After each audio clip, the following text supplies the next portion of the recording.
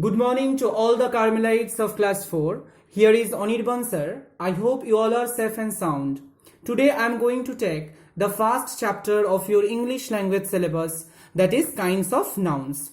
Before starting the chapter, I would like to tell you some words. You have to identify what do these words denote.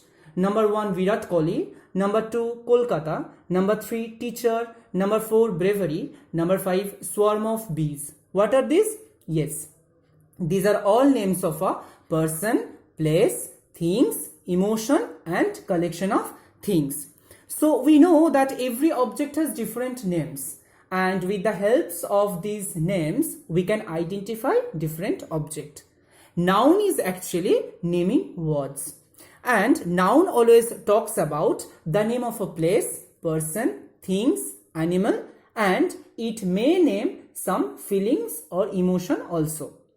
Here one chart is given. You have to fill it up on your own, that you have to write the person with whom you stay at home. You have to write the person whom you can see at school.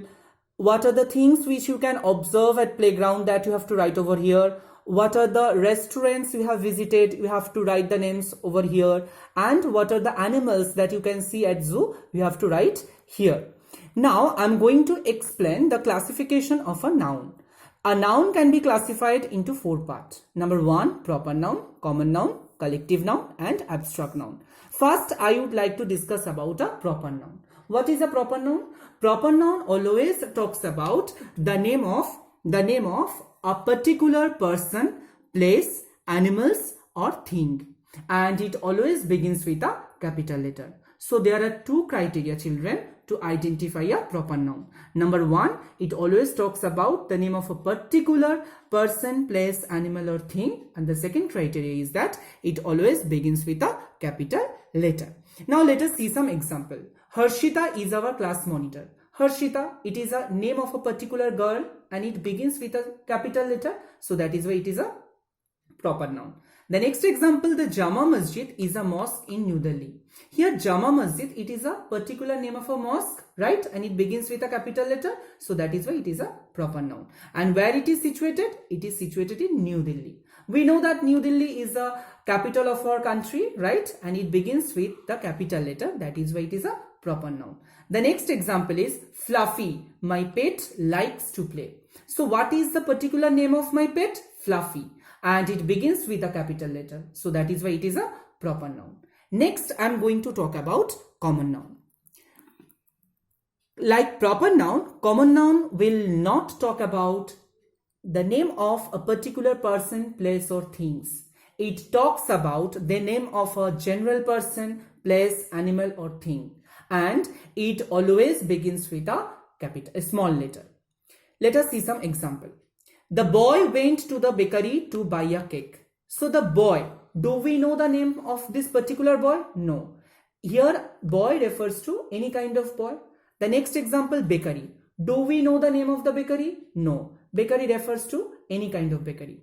Cake also, it begins with a small letter. We don't know the name of the cake, and that is why it is a common noun. So here boy, bakery and cake, these 3 things are common noun.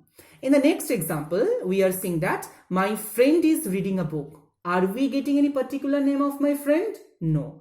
Are we getting any particular name of a book? No. So friend and book, both these words begin with small letter. That is why these are common noun. So there are, again I'm going to repeat you one thing. There are 2 criteria to identify a common noun. First, it talks about the name of a person, place, animal or thing. And the second criteria is it does not begin with a capital letter. The last example is the driver stopped the car. So do we know the name of the driver? No. And the spelling of the driver begins with a small letter. So that is why it is a common noun. Let us see the next noun, which is collective noun. What is collective noun? Collective, the word denotes that collection. Collection of what? Collection of the name of a people, animals or things. So how do we identify a collective noun? When we will see the collection, the name of a collection of people, animals or things, at that time these words will be considered as a collective noun. Let us see some example. An army of soldiers attacked the enemies. Army of soldiers, group of soldiers, collection of soldiers, right? So here that is why it is a collective noun. The next example, I received a bouquet of flowers from my friend. Here bouquet of flowers, it is a bunch of flowers, right? I'm not talking about a single flower. I'm talking about the bunch of flower. So that is why it is a collective noun. So these are the ways to identify a collective noun. It always talks about the collection, the name of a collection of people, animals and things. Here one chart is given. You have to learn it on your own. Now I'm going to teach our next topic, that is abstract noun. Abstract noun, generally there are some things which we cannot touch, which we cannot feel, but we can which we cannot touch or which we cannot see, but we can feel it. So what will be the definition of an abstract noun? A noun that cannot be seen or touched but can only be felt or experienced is called abstract noun. So how do we identify an abstract noun? It cannot be seen, cannot be touched, only it can be felt. And it can be the name of a quality, action, state, idea or feeling. Let us give some example. Shobhik cried out in pain. Here pain. Pain, what does it signify? It is a kind of a state. Can we see pain? No. Can we touch pain? No. But we can feel pain, right? So Shobhik cried out in pain. In this sentence, we are getting an abstract noun, that is pain, right? And can anyone identify what is Shobhik? Yes. It is actually proper noun because it begins with a capital letter and it refers to the name of a particular boy. The next example, Gita has great sympathy for the poor. So here sympathy is what? Sympathy is a feeling, and Gita has, this is a quality of whom? This is a quality of Gita. And sympathy, can anyone touch sympathy? No. Can anyone see? No, but we can feel sympathy. So here sympathy is an abstract noun in this sentence. And Gita, what is Gita?